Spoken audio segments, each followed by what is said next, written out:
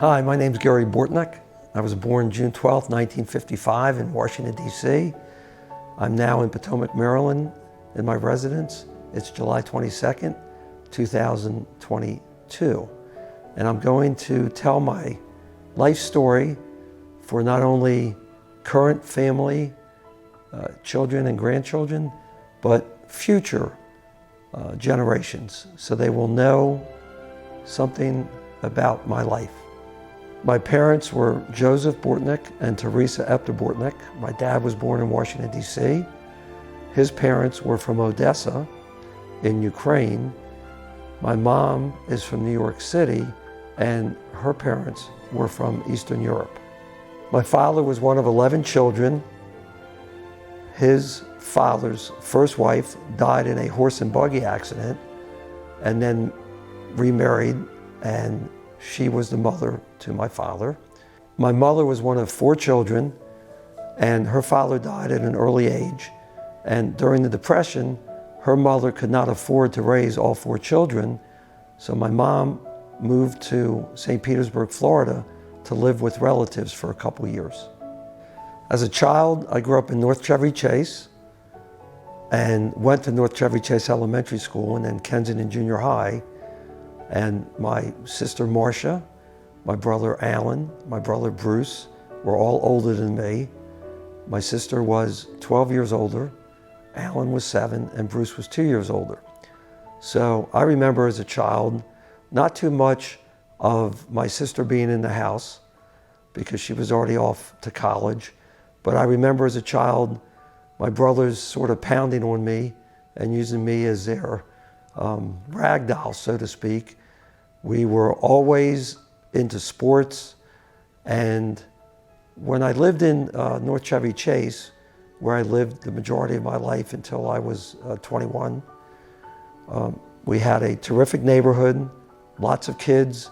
We were always running up the street to play games, football, tag, whatever it was. We were a very close-knit neighborhood, and it was a lot of fun growing up. So as a child growing up, I played a lot of baseball, especially with Bruce. I played for Wheaton Lions. My father's team, or my father's business, sponsored at Square Deal Trucking, so we eventually became Wheaton Lions Square Deal Trucking. And some fond memories, I do hold a record in Montgomery County. When I was 12 years old, I was involved in a double no-hitter.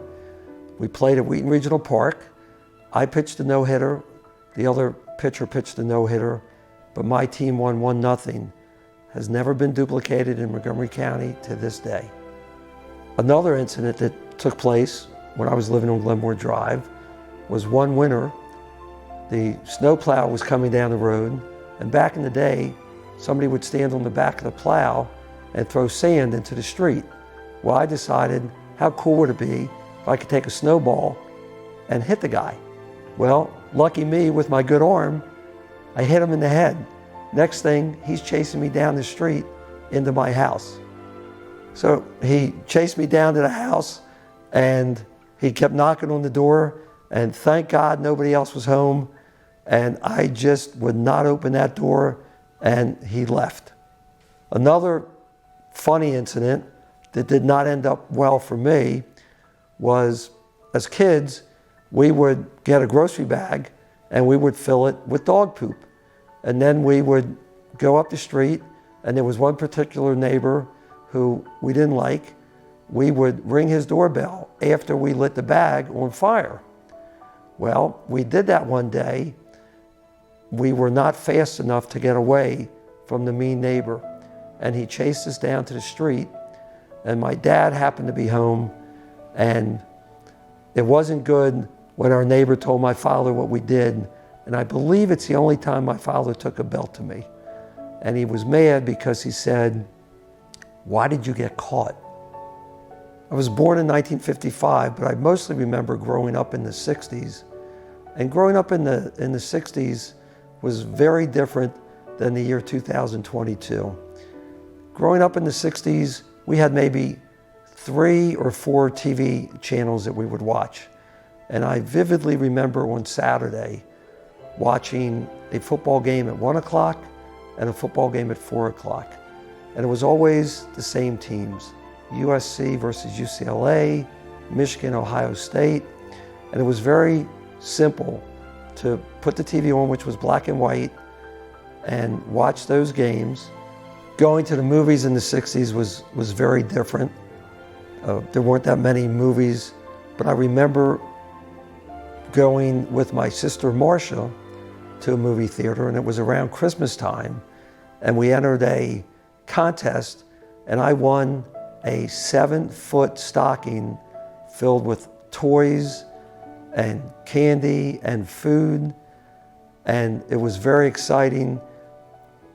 And I had to share it with Bruce, my brother Bruce, and my brother Alan, and my sister Marcia, and I still had plenty of food left to eat. Still talking about the 60s, coming home from kindergarten, I remember my lunch was a grilled cheese sandwich and tomato soup that my mom made me almost every day. And prices back then were very inexpensive. We went to Little Tavern to get hamburgers. We would get a bag full of hamburgers for $1 or $2. When we took vacations as a family, we went to Ocean City, Maryland. Every summer, we stayed at a hotel, Surf and Sands, and one of my favorite memories was a carryout called Anthony's, and they sliced the roast beef by hand, which is still there today in 2022. Difference is the sandwich, which was $1, is now $10. Being the youngest of 4 on vacations, pretty much I was allowed to do anything and wander around, and we would go on the boardwalk, and ultimately I'd end up in the ocean where my father would have to jump in and pull me out of the ocean.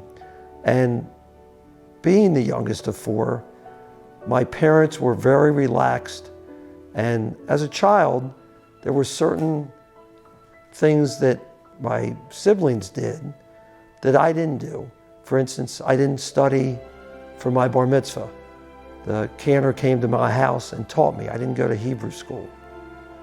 My siblings played musical instruments. I did not play a musical instrument. So there were certain advantages and disadvantages to being the youngest.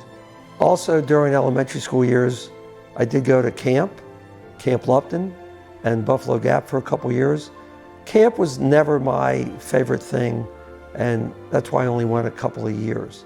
Now, when I moved into junior high years, I played on the Kensington Junior High soccer team. I played on the basketball team, and we would go to other schools in the county and play. My best game in basketball was, I believe, 9th grade, and I was not known as a shooter. I wasn't very tall, and so I was a defensive specialist. My dad would always come to all the games, and one of my games, I had 20 points in the first half, and I just could not miss a basket. Second half, I could not make a basket. I could not even hit the backboard. I think I made 1 foul shot. Didn't matter. I had scored 21 points in the game, and life was good. A little more information about elementary and junior high years, I had a speech impediment. Very difficult time saying an R. And some people would laugh at me, but I used it to my advantage at junior high because I hated gymnastics. And if I had to tumble, I would get dizzy. So many times when it was time to do gymnastics in gym class, I would fudge it and I would tell them that I was going to my speech lesson, which didn't exist, but I would go to the office and sit there for about a half an hour until I knew my gymnastic class was finished. So I said played a lot of baseball. When I graduated BCC high school and we had cap and gown to wear, I decided I would take off the cap, put on my baseball hat, attach the tassel to it. While I was in line, the principal saw me and asked me not to wear the baseball hat. My dad was there and I asked him what he thought. He said, "You're a baseball player, wear it." So I attached the tassel to the hat.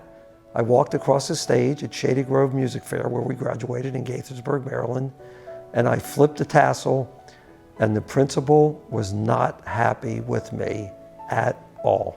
When I graduated high school in 1973, and I was the youngest of four, my parents said, "Go pick out a car." So I picked out my very first car that I was going to own. It was a blue and white Grand Prix.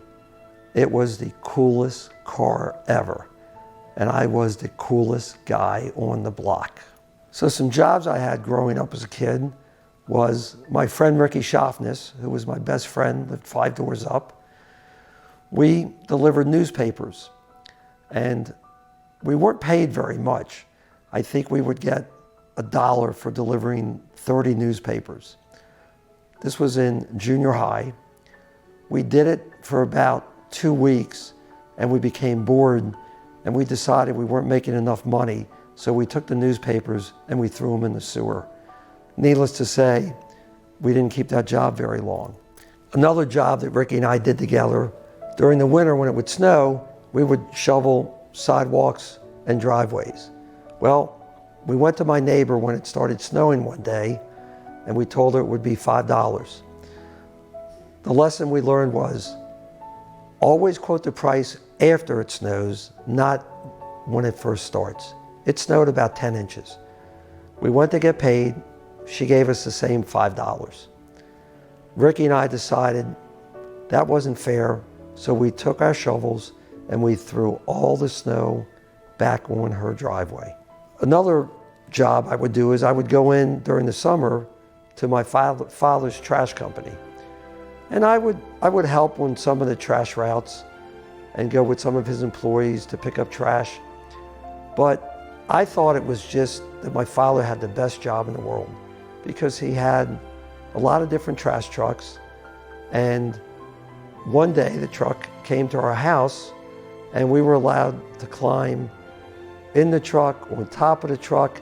And I thought as a 10-year-old, 11-year-old kid, this is the best thing in the world. Climb all over a trash truck and go up and down the street in a trash truck. What would be a better job for somebody's father to have? When I went to college, I went to University of Maryland in College Park in 1973.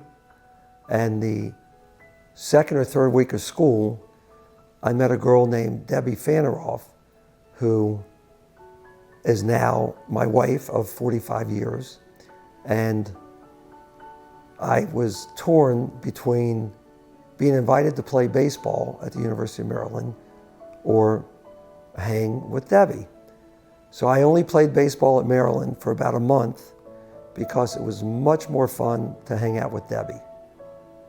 And on our first date, I told Debbie, "I'm going to marry you." And her immediate response was, "Why did you say that? You're an asshole." At University of Maryland, I was a business major. I studied marketing. And most of my days and nights were I was hung around with Debbie, and I was the original Uber driver. Every Friday night, we would go to Debbie's house for Shabbat dinner, and I would be her driver to take her home, and basically she stayed home over the weekend, and then I'd pick her up and we would go back to Maryland. Now, during some of these Friday night dinners, Debbie's grandmother, Mimi, lived not too far from me in Chevy Chase, and I would take her home. And repeatedly, she would tell me she knew of my family. She knew of the Bortnicks, or the Butnicks, as she would say. And she would tell me, Friday night after Friday night, your grandfather was a bum. All he knew how to do was make babies. Till it finally got to the point that I told Debbie, I can't take her home anymore. I just can't do this. She has to ease up on me. And being the good guy that I was, that never happened. I took Mimi home almost every Friday night. And she was wrong. The Bortnicks are not bums. So during college, Debbie had a number of boyfriends, and I was there. I was on the 8th floor in Cumberland Hall, and Debbie was on the 7th floor. So one by one, I sort of picked off her boyfriends because they were from out of town, and I let them know that she was going out with me. We were engaged the second year, I believe, that we were dating. So we got engaged because what attracted me to Debbie was she's beautiful. She was the prettiest girl I knew, but she was also the kindest person I knew. And I was just a nerd. I was just a nerdball. And when I needed good advice for an 18 or a 19-year-old, Debbie just always seemed to be able to say the right words to me that just struck such a chord that I loved spending all my time with her. And we spent a lot of time together. And a lot of the time was fun because we were just kissing all the time. And that was a thrill for me too. So now it's time to get married, and I never wanted to forget this day. So I thought, why not get married on my birthday? So Debbie and I were married June 12th, 1977 at B'nai Israel Synagogue in Rockville, Maryland. And it was a beautiful day. And I remember when we came out, the car had been decorated because they did that in the days, and it started raining a little bit. And Debbie's mom, Helen, said, it's a blessing when there's a little rain on your wedding day. We drove over to the Marriott, which is still there today, next to Dulles International Airport, and we were flying to San Francisco and ultimately to Hawaii. While we were in Hawaii on our honeymoon in 1977, they were shooting the #1 TV show during that year, Charlie's Angels. And I remember 3 actresses, Jacqueline Smith, Kate Jackson, and Cheryl Ladd. And it was fun to watch them, but a little boring. But I got up the nerve to go into their tent, and I took a picture with Jacqueline Smith, and Debbie was not exactly happy that I had my arms and my hand on another woman during our honeymoon. So she took the picture, but kept her finger on the camera and cut Jacqueline Smith out.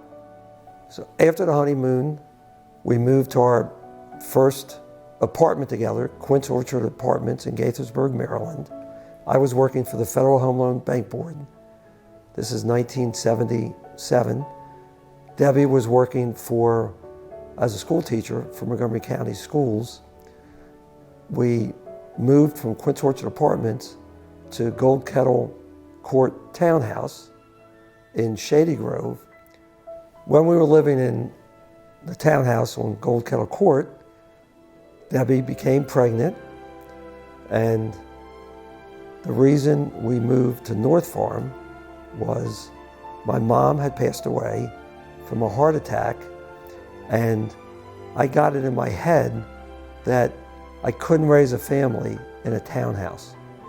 So we moved to a 4-bedroom house in Rockville. The price was $139,500, and We didn't know how we would afford it. We managed to. Today in 2022, that house is now $1,250,000. In North Farm, Tracy was born in 1980, named for my mom, Teresa. Abigail was born in 1981, and Nathan was born in 1982. We then moved to 11618 Twining Lane in Potomac, Maryland in 1986, which is where we still live today, Debbie and I. And it has been a wonderful experience. A number of neighbors are still our friends in the neighborhood. My brother Bruce and sister-in-law Robin live 4 doors down. And it has just been a wonderful life growing up in areas called Elberon in Potomac, Maryland. I could not have asked for anything better. My career took me from the Federal Home Loan Bank Board, which I left shortly after my mom passed away, and I went to work with Debbie's family, her father, Lou Fanneroff, her uncle, Stanford Steppa, and her brother-in-law, Mark Polsky, operated a grocery company called Magruder's. And there was 3 stores at the time, and I went there on the weekends while I was still working at the Federal Home Loan Bank Board and just helped on Saturday. And maybe because I majored in marketing, I thoroughly enjoyed it, and I decided I was going to ask her dad for a job. At the Federal Home Loan Bank Board, I was making $9,800 a year. Debbie was making about $1,000 a year more than me.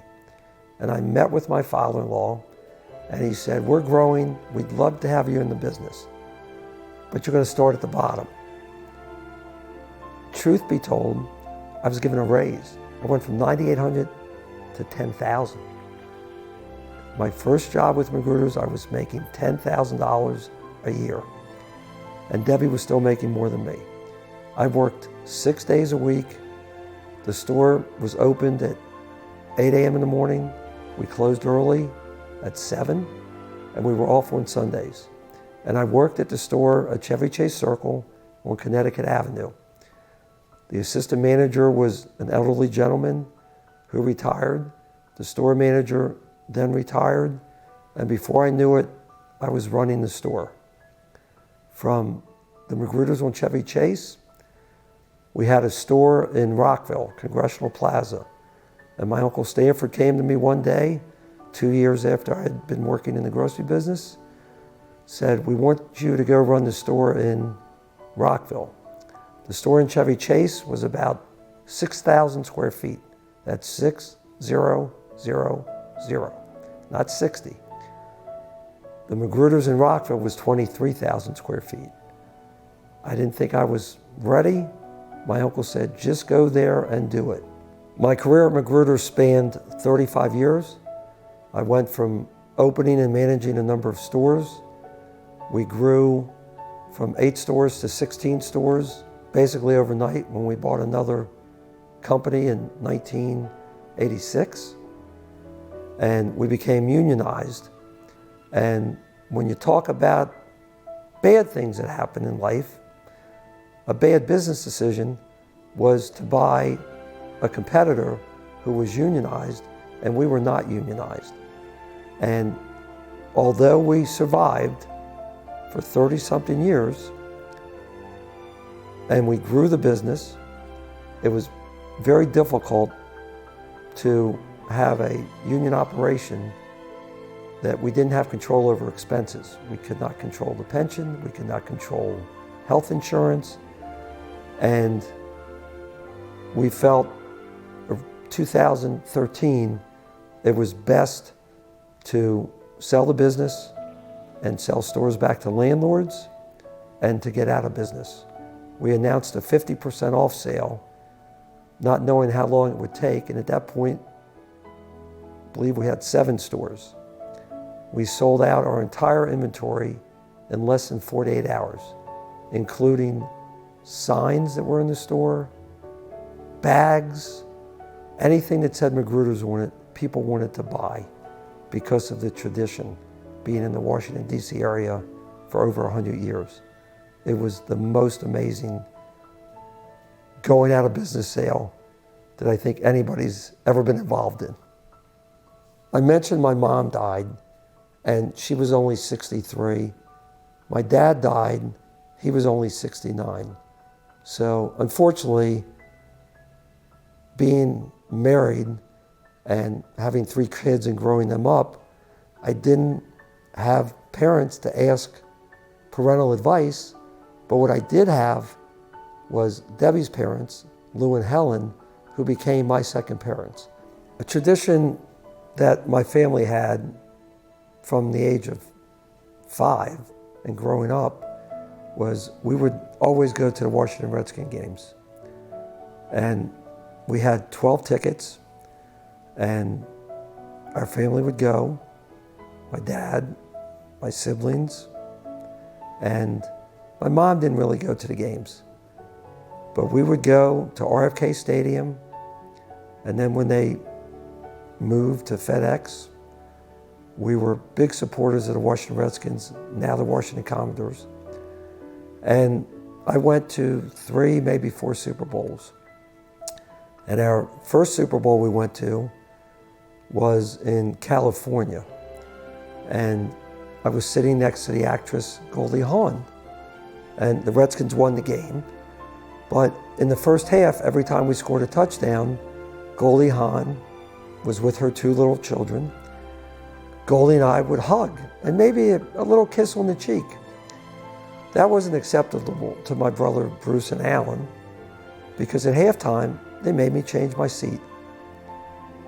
During future years, when the Washington Nationals played baseball here, we went to a lot of baseball games, and Washington eventually won the World Series.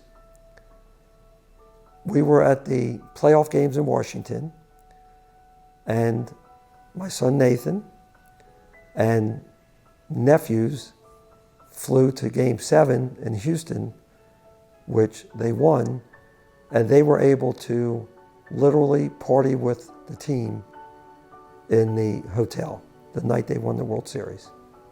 Growing up as a child, my dad was always bringing dogs home from his junkyard. One dog named Lucky became our Little League baseball mascot and was the only dog that was allowed on the baseball fields in Montgomery County. Another dog that I had during college days was a big German Shepherd named Nero. Also, my father brought home from the junkyard. When I went to college, my mother decided she was done with the dogs, and the dog had to go. I stepped in and brought Nero to the University of Maryland, and he stayed in my room for 2 weeks, went to classes with me, till the RA said, the dog's got to go home. My final pet, who I've had for 13 years, who's been sitting in my lap, is Charlie Checkers. Debbie's first pet, and this dog has been a lifesaver for me. He was my emotional support animal after Magruder's closed, because he got me out walking around the neighborhood and allowed me to talk to all my neighbors, which got me to my final job, which is real estate sales with Compass Real Estate. My legacy is what Debbie and I have created in the way of family. We have 3 beautiful children, and we have 7 grandchildren. Tracy is the oldest, married to Eric Lynn, living in St. Petersburg. Their children are Hazel, Jaron, and Riley. Abigail is the middle child, living in Bethesda with Kellen and Brody. Nathan is married to Becca. They live in Potomac, Maryland. Devin and Zachary are their children. And they spend a lot of time at our house in the pool. We go to St. Petersburg to visit. And I think some of our happiest times to bring our vacations back into play is when we all go to Ocean City, Maryland, and we all spend a week together. There is nothing better than that in the entire world. Now that I'm older in life, it's nice to give a little bit of advice. So what I would like to leave everybody with is, number one, family is the most important thing in this world. More important than what your job is. And the second most important bit of advice I could give anybody is what Debbie has taught me, is to always listen, listen, and listen if you want to have a successful marriage and a successful life.